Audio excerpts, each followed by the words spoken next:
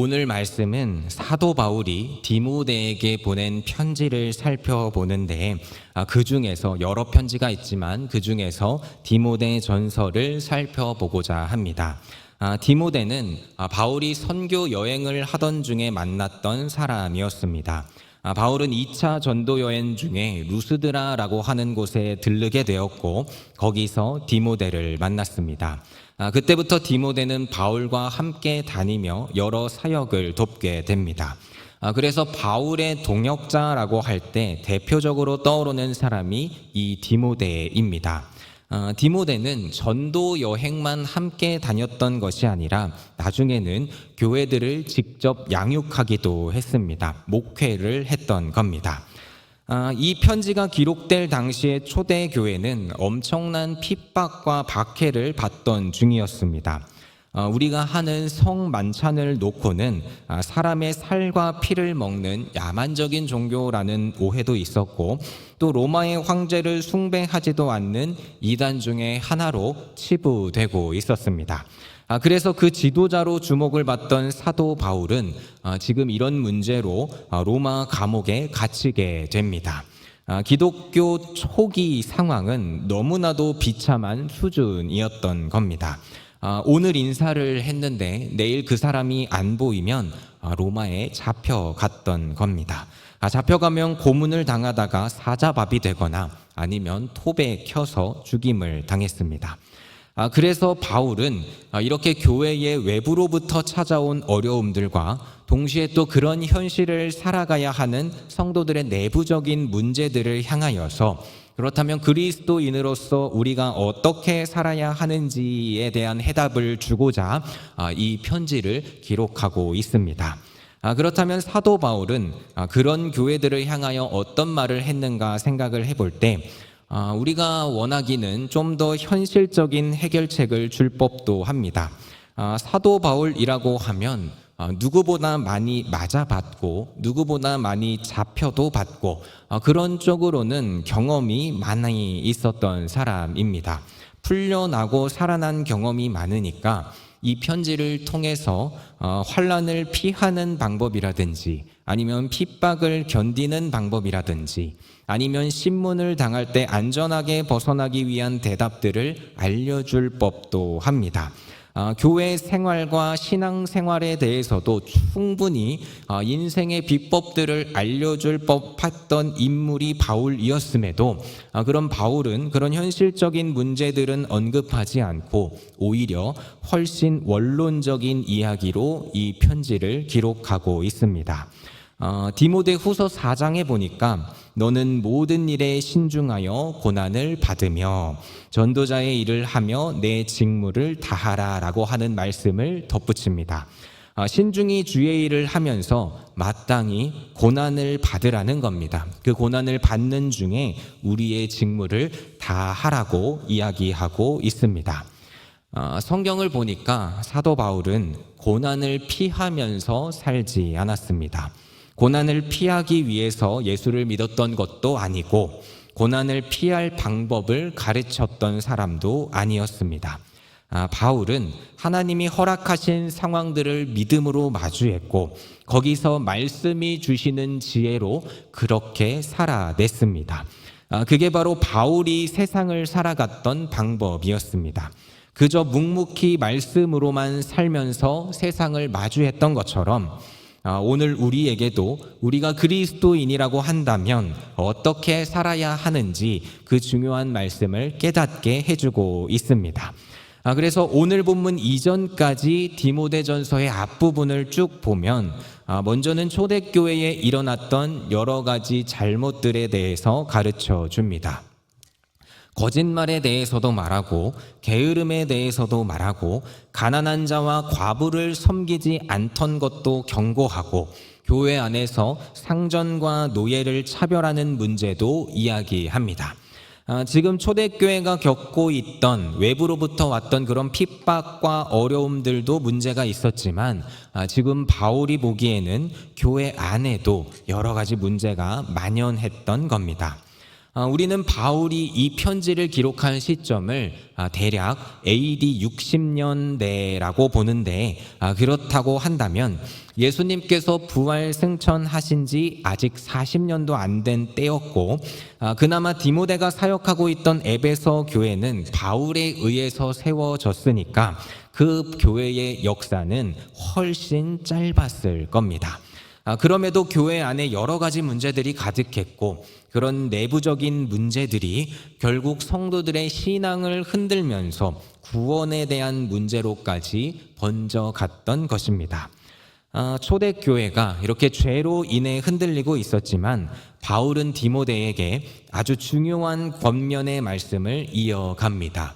오늘 말씀 11절에 보니까 그러나 오직 너 하나님의 사람아 하시면서 하나님의 사람이라면 이것들을 피하라고 하시는데, 이것들을 다 피하고 나서 무엇을 지켜야 하냐면 의와 경건과 믿음과 사랑과 인내와 온유를 따르며 믿음의 선한 싸움을 싸우고 영생을 취해야 한다라는 것입니다. 우리를 불러주시고 자녀 삼아주신 이유가 여기에 있고, 우리를 세상 앞에 이 복음의 증인으로 세우셨다라는 것입니다. 의와 경건과 믿음, 또 사랑과 인내와 온유, 또 믿음의 선한 싸움과 영생을 위해 사는 것, 이 내용들은 어느 것 하나 우리가 쉽게 생각할 수 없는 덕목인데, 이걸 위하여 살아가는 것, 이걸 바울이 오늘 강조하고 있습니다. 의에 대하여 생각을 한다면 우리의 힘으로는 절대로 하나님의 의에 다다를 수가 없습니다. 오직 예수님을 통해서 예수님의 의를 덧입을 뿐입니다. 모든 인류는 에덴 동산 이후에 전적으로 타락한 존재가 되었습니다. 우리의 생각과 또 우리의 행동은 전적으로 죄뿐이라는 것입니다. 에덴 동산에서 쫓겨나서 가인과 아벨이 하나님께 제사를 올려드리는데, 그때 가인을 보면 하나님을 예배하는 행동에도 죄가 가득했습니다. 예배 가운데에도 죄가 있었다는 겁니다. 아벨의 제사는 받으셨는데 왜 받으셨는가? 히브리서를 보니까 믿음 때문에 받으셨다라고 기록을 합니다. 어떤 믿음이냐면 오실 메시아를 바라보는 믿음이 그때 구약의 백성들 가운데에도 있었고, 그 예수님, 오실 메시아 되시는 예수님을 통해서 그 믿음을 통해 의로 여겨주셨다라는 겁니다. 우리에게는 아무런 의가 없지만 그 예수님 안에서만 의로 여겨주심을 받을 수 있다라는 것입니다. 또 경건도 우리의 힘으로는 이룰 수가 없습니다. 경건은 하나님을 닮아가는 것을 경건이라고 합니다. 죄인은 하나님과 분리된 존재이기 때문에 절대로 경건할 수 없습니다. 야고보서에 보면 하나님 아버지 앞에서 정결하고 더러움 없는 경건은, 옛날 성경에서는 흠이 없는 경건이라고 했었는데, 그 경건은 곧 고아와 과부를 그 환난 중에서 돌보고 또 자기를 지켜 새 속에 물들지 아니하는 그것이니라라고 말씀합니다. 이 부분은 우리가 잘하면 할 수 있을 것처럼 느껴질 수도 있지만 구약의 백성들만 보아도 그 기나긴 역사 속에서도 단 한 번도 이 말씀을 성공한 적이 없었습니다. 사람의 본성은 오직 죄뿐이기 때문에 절대로 우리는 경건으로 향하지 않고 타락으로만 향하기 때문입니다. 경건도 예수님을 따라가지 않으면 얻을 수 없는 것이 경건인 것입니다. 뒤이어 나오는 그 믿음과 사랑과 인내와 온유도 다 마찬가지입니다. 이 모든 덕목들은 예수님께서 우리에게 보여주셨던 것들입니다. 혹시 겉모습을 흉내낼 수 있을지는 몰라도 예수님께서 보여주신 그 수준까지 다다를 수가 없습니다. 혹시 신앙생활을 하시다가 나는 예수님이 없이도 내 스스로 의와 경건과 믿음과 사랑과 인내와 온유를 스스로 단련했고, 그래서 예수님만큼 된 것 같다라고 생각이 드신다면 그건 100% 착각입니다. 우리 죄인은 선을 행할 능력이 없기 때문입니다.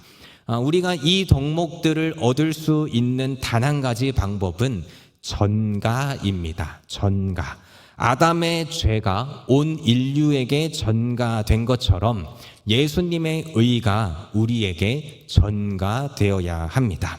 예수님이 내 안에 함께 하시고 내가 예수님 안에 함께 하면서 그 연합을 통해서 우리는 그 연합 가운데 예수님의 의를 전가받았습니다. 예수님이 우리와 연합하여 주셨기 때문에 나중에 하나님의 심판대 앞에서 우리를 세워 놓아도 내 안에 함께 하시는 그 예수님의 전가된 의를 보시면서 그래서 우리를 의롭다고 칭해 주시게 된다라는 것입니다. 그래서 바울도 너는 믿음의 선한 싸움을 싸우라라고 말씀을 하시면서도 우리한테 너가 지켜라, 너가 해내야 한다라고 말씀을 하고 있는 것 같지만 함께 읽은 말씀보다 쭉 내려가서 그 마지막 오늘 말씀 21절에 보니까 은혜가 너희에게 있을지어다 하고 말씀을 마무리합니다. 예수님을 따라서 살아가는 의와 경건과 믿음과 그 또 사랑과 인내와 온유는 우리의 힘으로 우리가 싸워내는 것으로 할 수 있는 것이 아니라 은혜로만 되기 때문입니다. 은혜가 없이는 우리는 해낼 수 없습니다. 전가된 의, 이건 은혜가 없이는 불가능한 일입니다. 이 은혜에 대한 이야기는 사실 디모데에게 편지했던 이 디모데전서 맨 처음부터 기록하고 있습니다. 바울은 자기 자신을 죄인 중에 괴수라고 하면서 그러나 내가 예수 그리스도의 긍휼을 입었다라고 이야기합니다. 긍휼을 입었고 은혜를 입어서 그래서 예수님이 먼저 보여주신 본을 따라 내가 주를 믿었노라 하고 고백합니다. 우리가 하나님을 본받고 예수님을 본받아 살 수 있는 것도 이 은혜가 있어야만 가능한 것이고 이 은혜가 하는 일이 우리를 예수님과 연합하게 하시고 예수님의 것을 전가받게 하시는 그 놀라운 일을 은혜가 해주고 있다는 것입니다. 그래서 오늘 바울은 디모데와 우리를 향하여서 죄를 피하고 믿음의 선한 싸움을 싸워내는 그리스도인으로 부름을 받았으니까 우리를 부르신 그 은혜 안에서 예수님을 본받아 살아가야 한다라면서 이 말씀을 해주고 계시는 것입니다. 예수님의 은혜를 입어서 예수님을 본받아 산다라는 것, 이것이 12절 하반절부터 보면 선한 증언을 이어가는 모습으로 이야기됩니다. 예수님은 하나님과 빌라도 앞에서 선한 증언을 하셨고 바울을 사도로 부르셔서 그 선한 증언을 이어가도록 하셨습니다.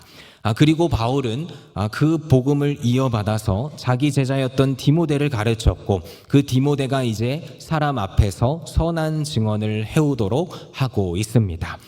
예수님에게서 바울로 또 바울에게서 디모데로 이 선한 증언이 이어지고 있는데 이 증언이 바로 복음입니다. 하나님이 세상을 사랑하셔서 독생자를 보내셨고 그 이름을 믿는 자마다 영생을 얻게 하신다라는 복음입니다. 우리를 세상에 세우셔서 하나님의 말씀으로 살고 복음으로 살아서 정말로 우리의 삶에 하나님의 통치로 가득하고 그걸로 충분하다라는 것을 우리도 보여주라는 겁니다. 우리도 그렇게 그 복음을 증언하는 삶을 살아야 한다라는 것입니다. 바울은 삶으로 이것을 증명했고 디모데와 우리에게도 이 동일한 신앙을 요구하고 있습니다.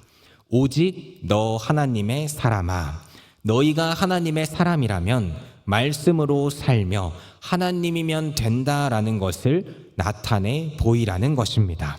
그러기 위해서 복음을 위하여 죄를 피하고 오직 의와 경건과 믿음과 사랑과 인내와 온유를 따라서 믿음의 선한 싸움을 싸워야 한다라고 명령하고 있습니다.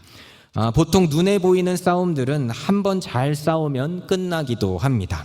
그런데 영적인 싸움은 절대로 한 번에 끝나지 않습니다. 매 순간 상황이 바뀌고 상황이 바뀔 때마다 새로운 싸움이 시작되기 때문입니다.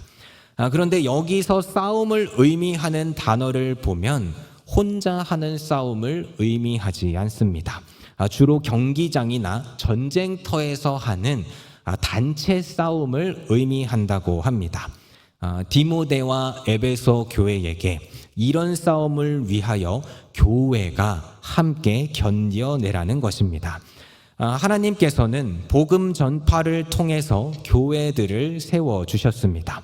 교회는 말씀의 공동체이기도 하지만 신앙의 공동체입니다. 각 사람이 서로가 서로에게 교사가 되어 주어야 하고 서로의 제자가 되어야 합니다. 흔들리면 붙잡아 주어야 하고 넘어지면 일으켜 주어야 합니다.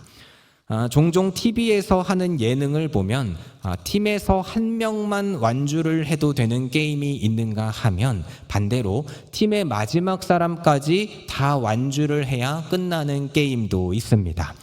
우리가 이 땅에서 마주하는 영적 싸움은 우리 교회에서 한 명만 잘해서 그 사람만 먼저 넘어간다고 끝이 아닙니다. 오히려 마지막 사람까지 완주해야 하는 그런 게임과 비슷할 수 있습니다.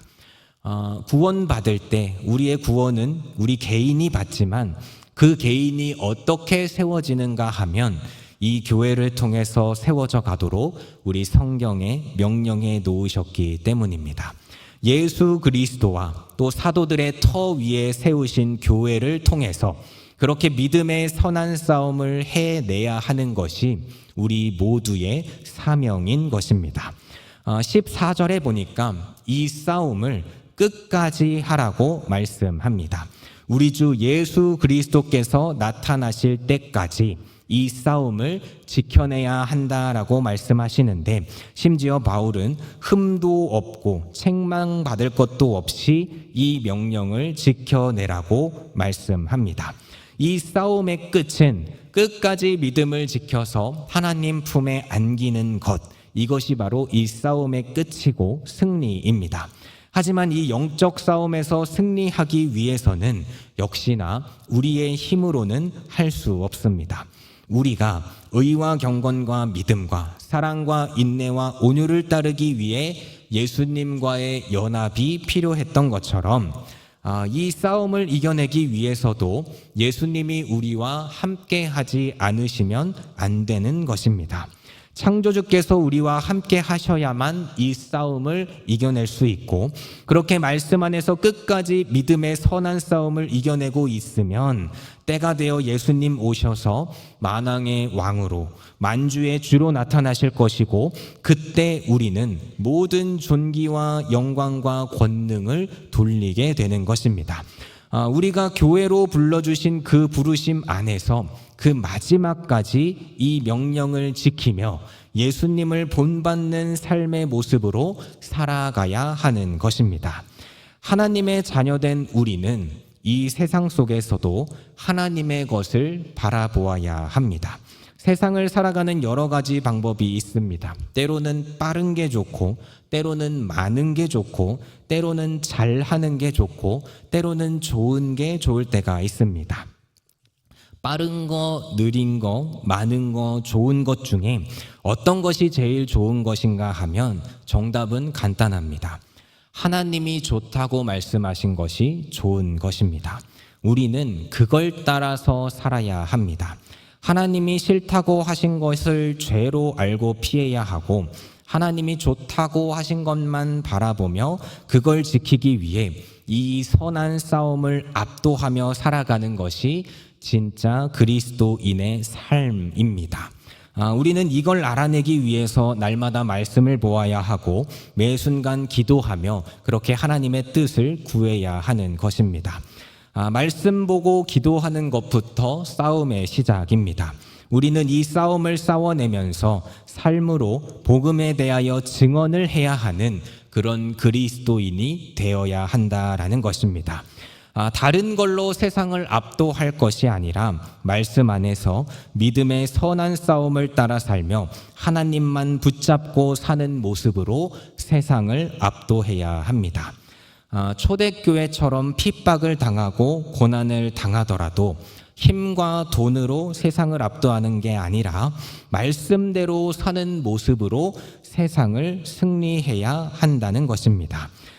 초대교회를 보면 하루에도 수천 명씩 몰려들었습니다. 로마와 대항하기 위해서 그 무리의 숫자를 이용했을 수도 있을 겁니다. 하지만 초대교회 사도들 중에는 아무도 그러지 않았습니다. 믿음의 선한 싸움은 예수님께서 보여주셨던 대로 그렇게 빌라도 앞에서처럼 묵묵히 나아가야 하고, 하나님께서 좋다고 말씀하신 그것을 바라보며 그걸 가지고 싸워내야 하는 그런 길이기 때문입니다. 복음을 위하여 묵묵히 나아가면, 그러면 하나님의 때에 기약이 이르면 하나님의 영광과 주권을 다 이루실 거다라고 약속하셨습니다. 그때까지 교회는 죄를 피하고 의와 경건과 믿음과 사랑과 인내와 온유를 가지고 믿음의 선한 싸움을 끝까지 우리 교회가 함께 달려간다면 그때 마지막 때에 이루실 하나님의 영광을 마주하는 그것으로 우리는 충분한 것입니다. 이 말씀을 기억하시며 한 주간을 보내실 때에 예수님께서 영원한 왕으로 계시는 그 하나님 나라에서 우리를 영원하게 살게 하신다라는 그 약속을 바라보시면서 우리와 연합하신 그 예수님 안에서 그리스도인의 덕목들을 가지고 끝까지 믿음의 선한 싸움을 이겨내시는 저와 모든 성도님들이 다 되시기를 예수님의 이름으로 소망합니다.